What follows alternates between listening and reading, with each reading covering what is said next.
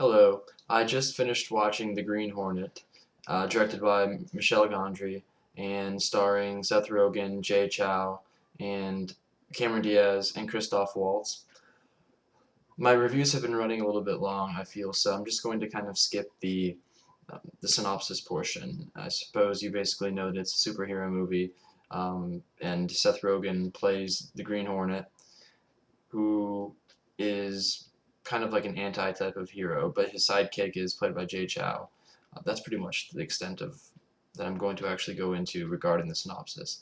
Basically, I didn't particularly like this movie that much, and I'm not that fond of superhero movies to begin with. This one attempted to sort of do something new because it took more of a sort of satirical, comedic approach, but I think that Kick-Ass did that much better, and I think that I mean, it wasn't the same type of film as Kick-Ass, but it sort of had that. I think it was going for the same type of a thing with laughs and so forth, and it kind of failed uh, in that regard. Basically, Seth Rogen, you obviously you wouldn't look at Seth Rogen and think that he would be playing a superhero, right? Which was I mean, I was kind of looking forward to actually seeing him in the movie because he always plays the same character in all of the films that he is in. And so I thought that, perhaps if he's playing a superhero character, maybe he'll change things up a little bit and we'll be able to see, some diversity in his performance.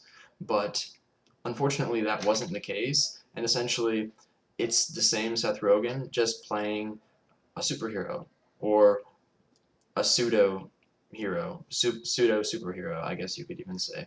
Basically, it's like the um, offbeat, humorous, sort of raunchy type of Seth Rogen, just doing the exact same things he always does with a costume on. So I mean, what else can you say? It's Seth Rogen.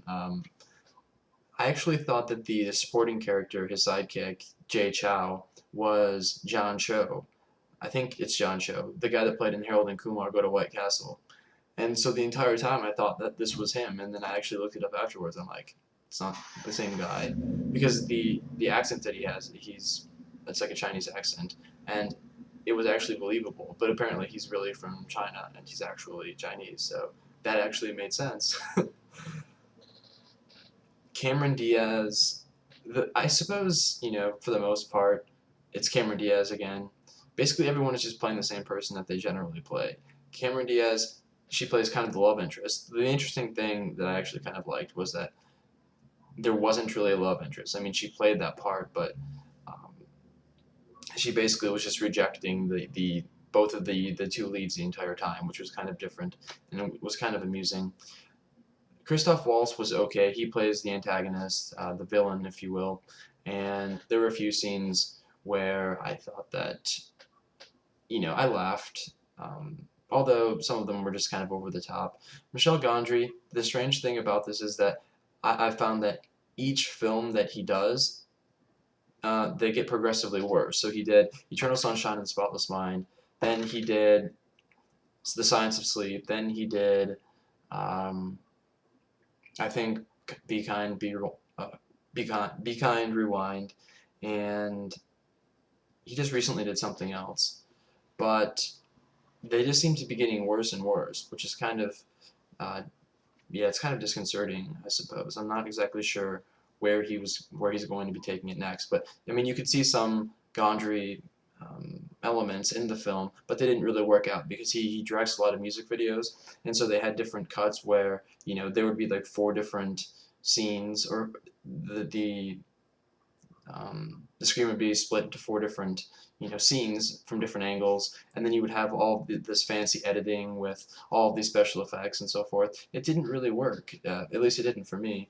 There was a lot of lame CGI. It just got tiring.